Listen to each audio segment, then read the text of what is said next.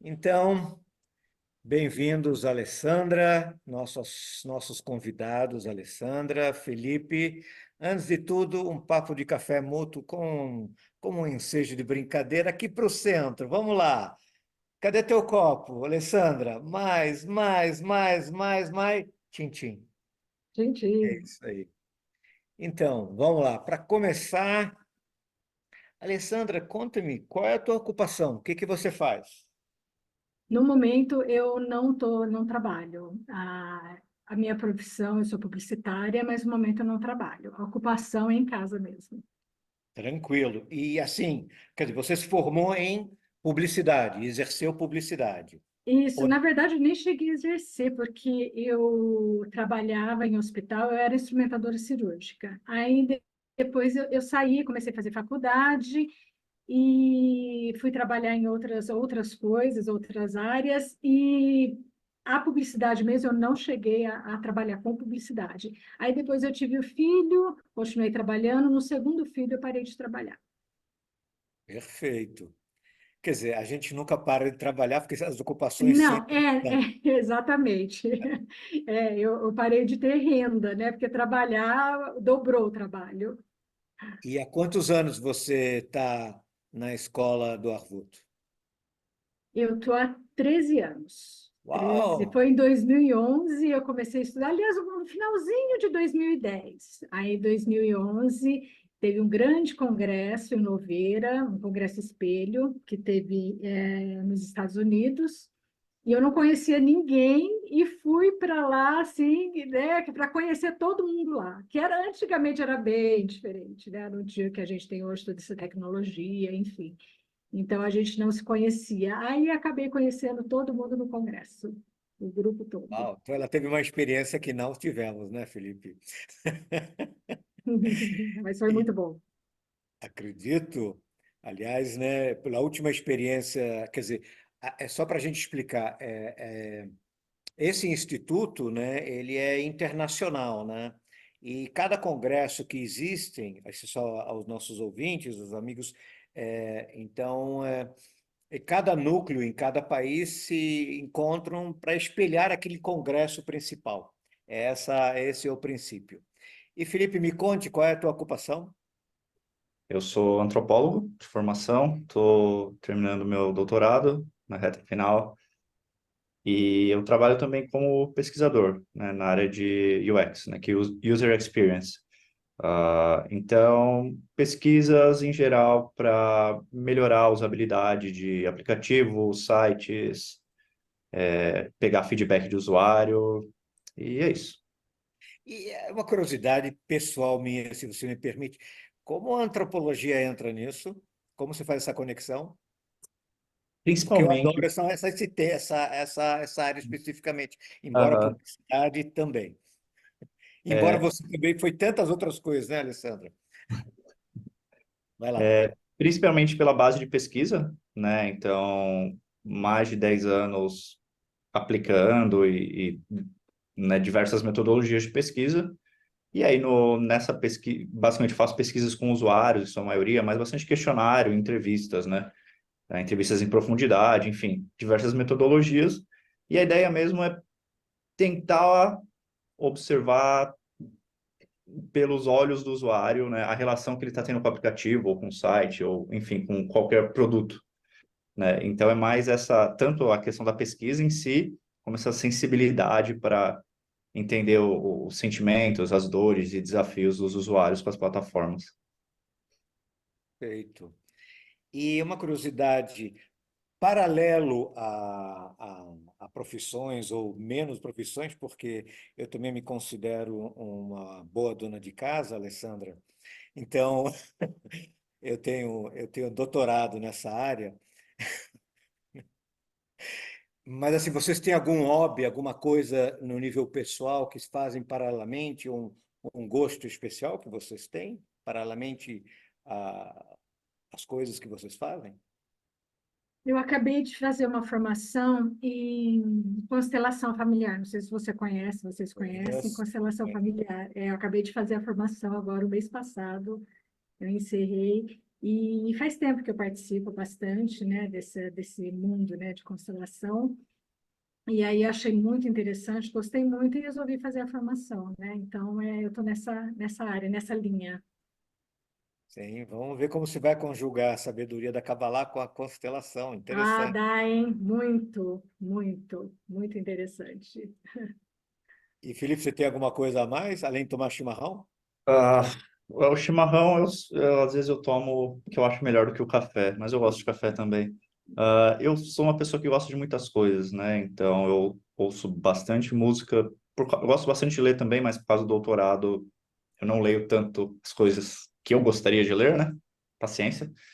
Ah, atualmente eu estou aprendendo a tocar violino e, Olha, e que mais?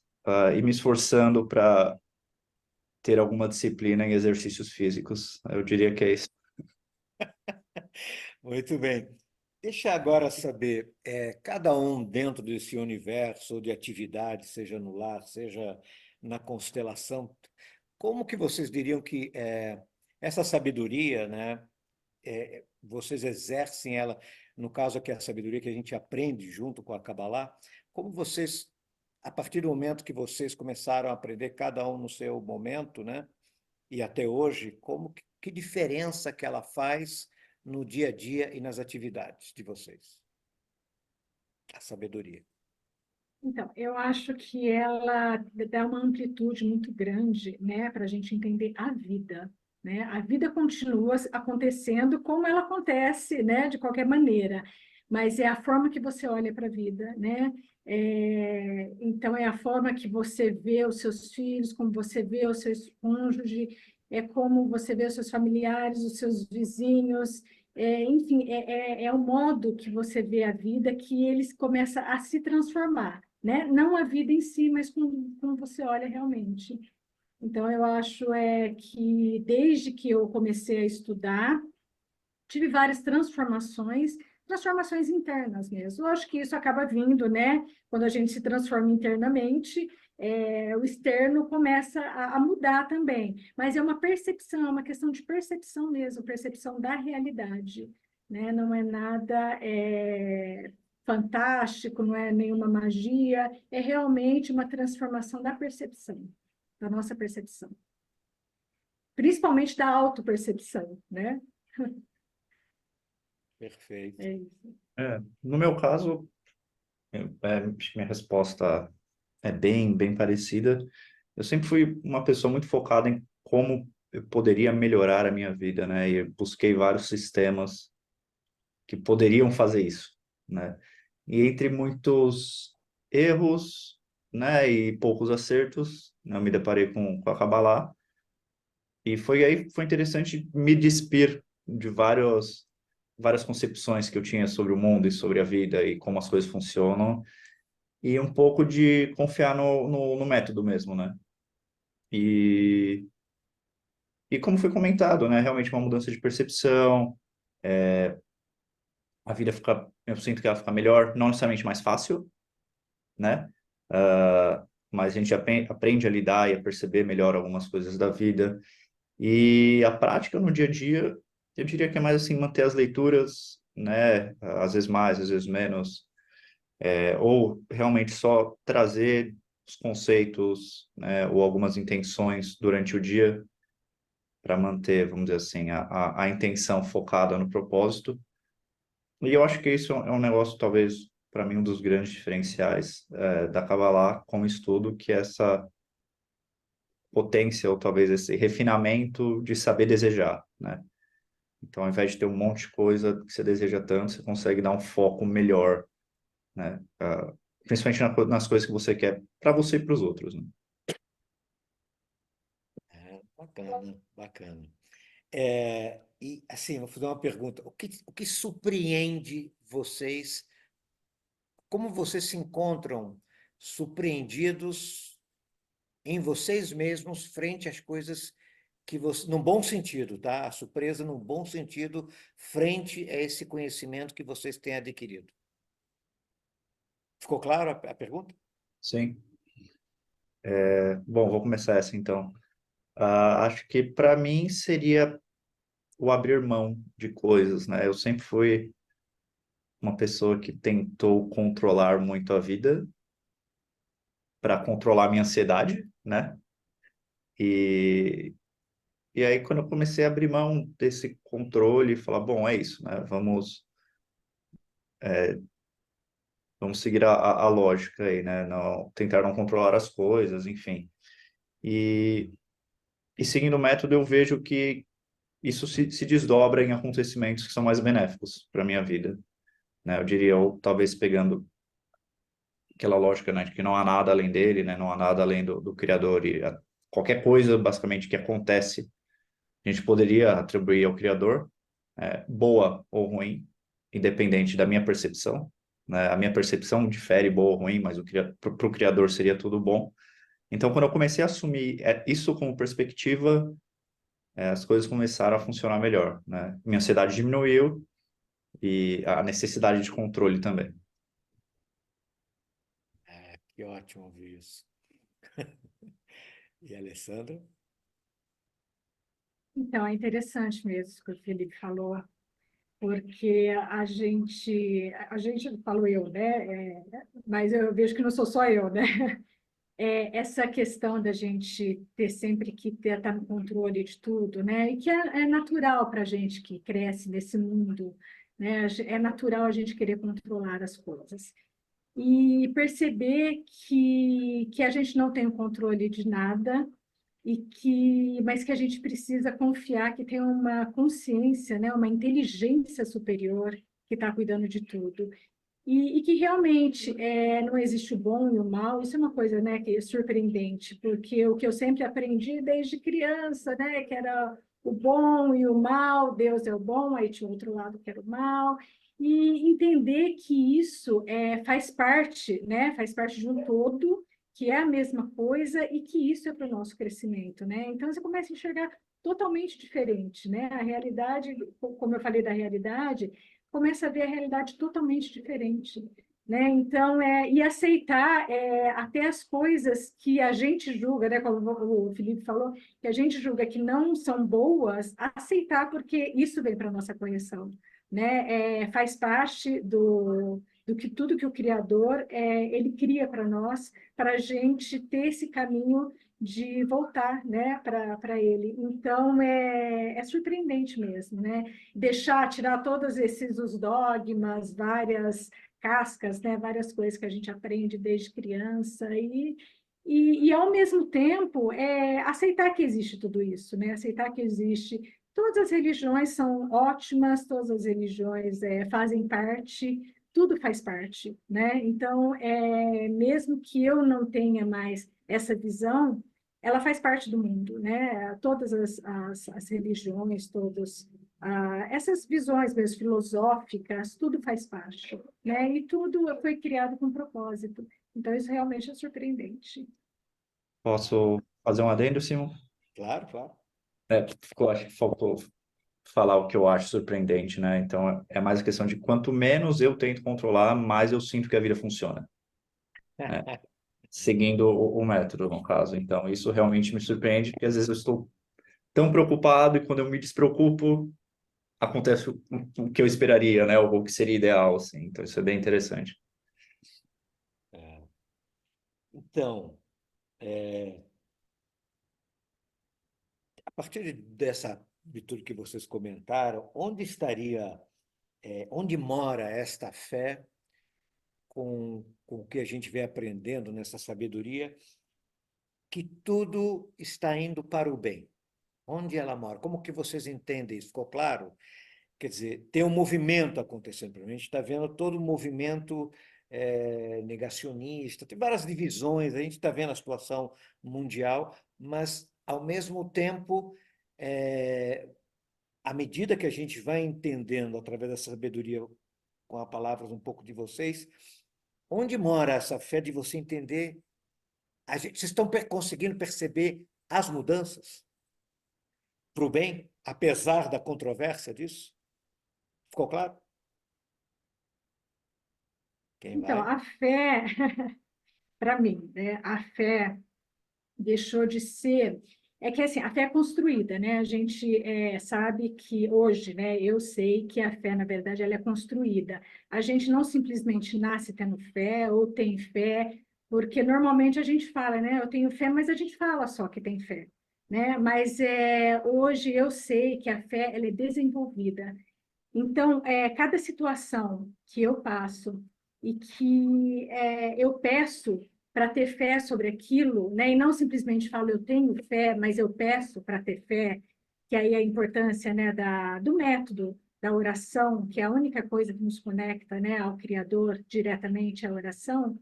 Então, através da oração, eu peço por isso, pela fé. E aí, cada situação que eu passo na vida, que eu consigo ter esse contato e ter o contato com a fé, ele vai mudando, a própria situação, ela muda. Né? Então, assim, aí vem uma próxima situação, aí na próxima situação. Então, assim, ela mora na construção mesmo do dia a dia. Né? Ela não é algo mágico, então nós construímos essa fé conforme a gente vai caminhando. É isso. Também entendo assim.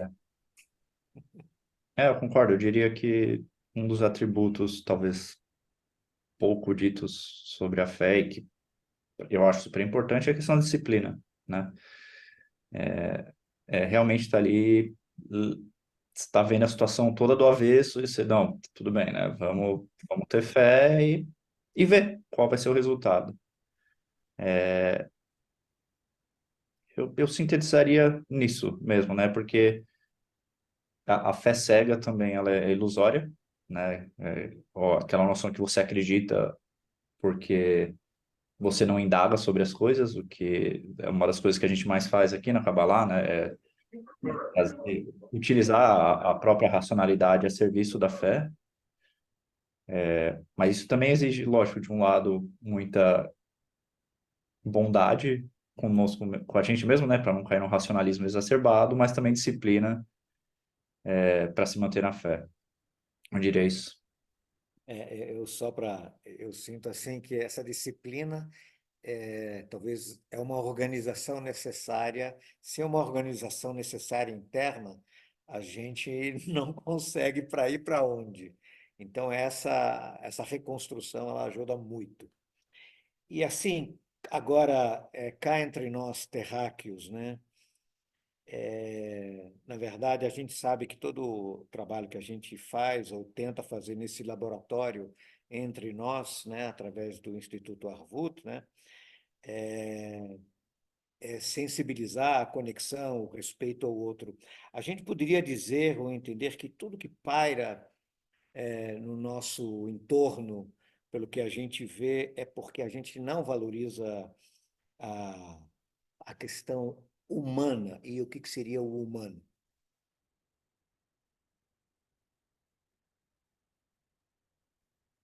Assim, ficou claro? Ou quer Eu falar? acho que vamos lá, qualquer coisa a gente volta. Mas eu diria, assim, questão que é o humano, hoje eu diria que é o outro, que não eu, né? Explica um pouco isso só, Felipe, rapidamente. O que que é o outro? Por que o outro, no caso? Ah, que enquanto, né, ou vamos dizer assim, enquanto a gente cai nas nossas próprias individualidades, nas próprias coisas que a gente quer, e nos nossos próprios desejos, a gente perde essa dimensão e essa sensibilidade realmente de como os outros se sentem, né, outras pessoas, animais, enfim, você pode estender isso a todos os seres que você quiser, né? Mas eu acho que o que nos faz humano é realmente a nossa capacidade de olhar para o outro, né? E para o desejo dos outros, e não só para os nossos desejos. Eu diria isso. Tem até tem um filme famoso que é o Na Natureza Selvagem, né? Que uma das frases finais é a felicidade só existe quando ela é compartilhada, ou algo assim, né? Qualquer sentimento que ele não é compartilhado, ele é só algo que fica muito mental, individual, né? Então, nesse sentido, é humano, né? É assim que eu vejo. O humano acaba sendo a nossa predisposição a ajudar ou trabalhar com o outro. E é isso que faz as coisas melhorarem também, né? Eu penso também assim.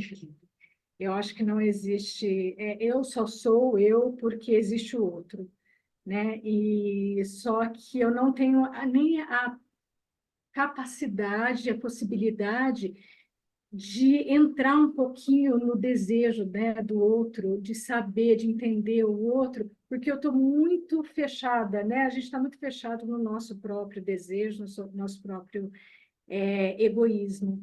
Então, acho que o humano é quando você consegue enxergar um pouco mais o outro, né? Dentro de tudo que o outro é, um ser humano comum, cheio de defeitos, de limites, né? De limitações, então, que é exatamente como nós somos, né? Então, quando você iguala, consegue igualar, né, o outro ser humano, que vocês são exatamente a mesma coisa, são iguais, eu acho que isso te torna mais humano, né? Então, eu lembro quando eu comecei, acho que fazia um ano mais ou menos que eu estudava, e aí o meu filho mais novo, ele tinha 8 anos.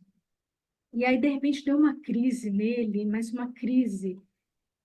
E sabe aquela pergunta que eles falam que a gente só começa a nascer com uns 40 anos, mais ou menos, né? Por que que eu estou aqui? Para que que serve tudo isso? De onde eu vim? Para onde eu vou? Ele com É, oito é anos. a outra gestação, né? Parir em si mesmo. Exatamente, exatamente. E aí ele com 8 anos teve uma crise. Eu lembro o dia que aconteceu isso, as palavras dele. Então ele falou assim: mãe, para que que serve tudo isso? Para que que serve esse mundo?